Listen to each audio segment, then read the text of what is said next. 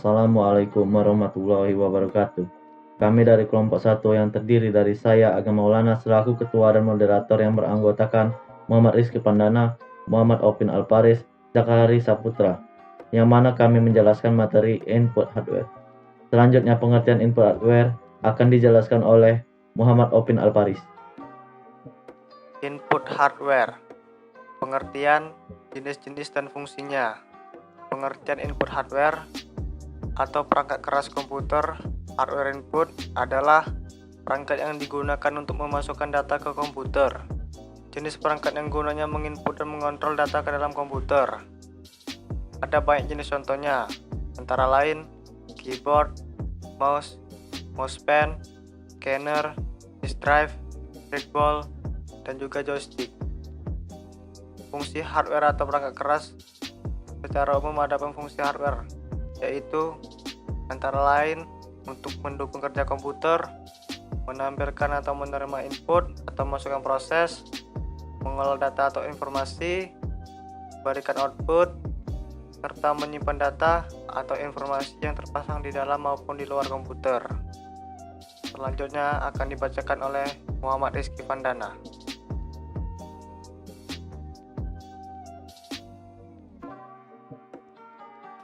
Pertama, casing. Casing adalah sebuah rumah atau tempat dari komponen komputer yang berbentuk kotak yang merupakan tempat diletakkannya kumpulan-kumpulan hardware komputer seperti motherboard, hard disk, DVD-ROM, dan perangkat-perangkat lainnya. Casing berfungsi untuk melindungi komponen yang ada di dalamnya. Tanpa adanya casing, komponen komputer seperti prosesor akan rentan terhadap kotoran, benturan, cairan, dan gangguan listrik. Selanjutnya akan dibacakan oleh Zakari Saputra. 2. Motherboard. Motherboard atau biasa disebut mainboard, system board, logic board, baseboard atau MOBO merupakan sebuah print circuit board PCB yang bertindak sebagai tulang belakang pada sebuah komputer. Sebab motherboard menyediakan sebuah konektivitas elektrik yang disebut bus, sehingga semua komponen dan perangkat eksternal pada motherboard tersebut dapat terhubung. Selanjutnya akan dijelaskan oleh Agam. Power supply. Power supply sebagai penyedia daya untuk digunakan motherboard. Yang selanjutnya diteruskan oleh Opin.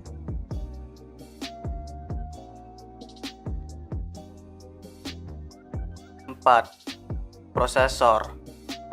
Prosesor atau mikroprosesor adalah sebuah perangkat keras yang menjadi otak sebuah komputer. Dan apabila PC tanpa prosesor, maka PC tidak dapat dijalankan. Prosesor sering juga disebut sebagai pusat pengendali atau otak komputer yang didukung oleh komponen lainnya. Fungsi sebuah prosesor adalah untuk memproses data yang diterima dari masukan atau input, kemudian akan menghasilkan pengeluaran atau output.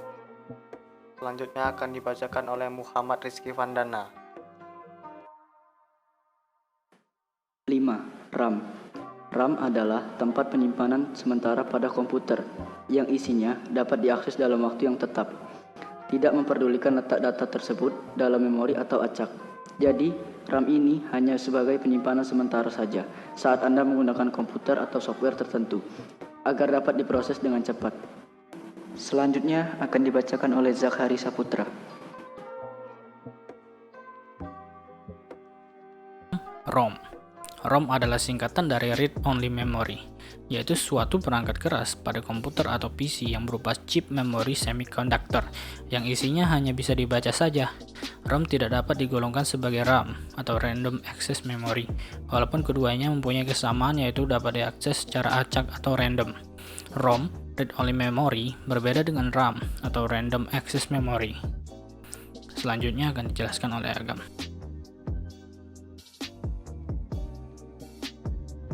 Hard disk.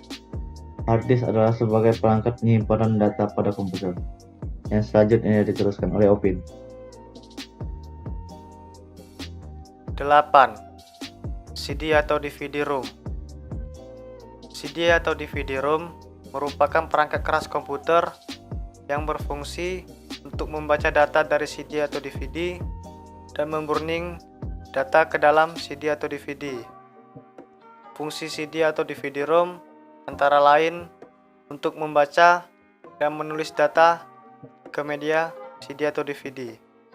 Selanjutnya akan dibacakan oleh Muhammad Rizky Vandana. 9. Keyboard. Keyboard adalah sebuah perangkat keras pada komputer yang berfungsi sebagai alat untuk input data yang berupa huruf, angka, dan simbol. Fungsi dari suatu keyboard adalah untuk memasukkan data maupun perintah pada komputer atau yang dikenal sebagai perangkat input. Selanjutnya akan dibacakan oleh Zakhari Saputra. 10. Mouse. Mouse adalah peranti petunjuk yang digunakan untuk memasukkan data dan perintah ke dalam komputer selain papat ketik. Tatikus atau mouse memperoleh nama demikian karena kabel yang menjulur berbentuk seperti ekor tikus. Tatikus pertama kali dibuat pada tahun 1963 oleh Douglas Engvall.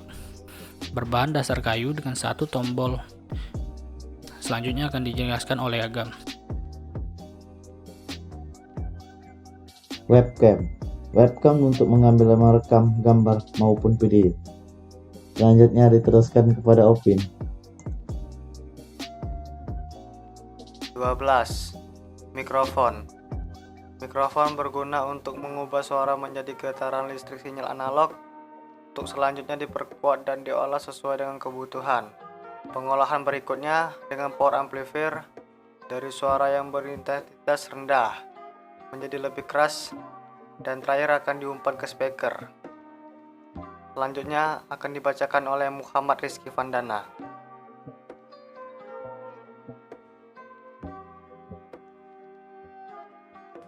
13. Scanner. Scanner merupakan sebuah alat elektronik yang memiliki fungsi dasar sebagai pengganda berkas penggunanya, untuk kemudian dikonversi dan disimpan dalam bentuk digital. Alat ini bekerja dengan cara memindai setiap bagian lembaran yang menjadi inputnya hingga tidak ada bagian yang tersisa.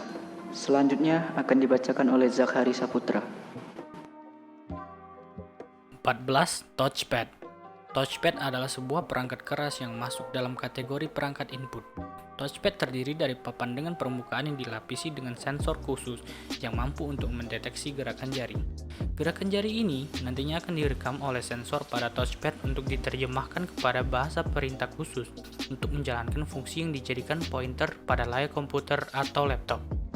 Selanjutnya akan dijelaskan oleh Agam.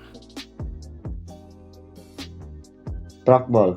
Trackball adalah sama seperti mouse, namun dia lebih mudah dalam menggunakannya. Selanjutnya diteruskan oleh Opin. 16. Monitor.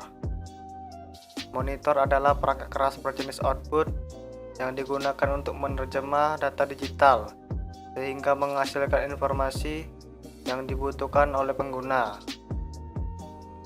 Fungsi dari monitor antara lain adalah sebagai adaptor tampilan yang menampilkan informasi yang diproses oleh kartu video komputer.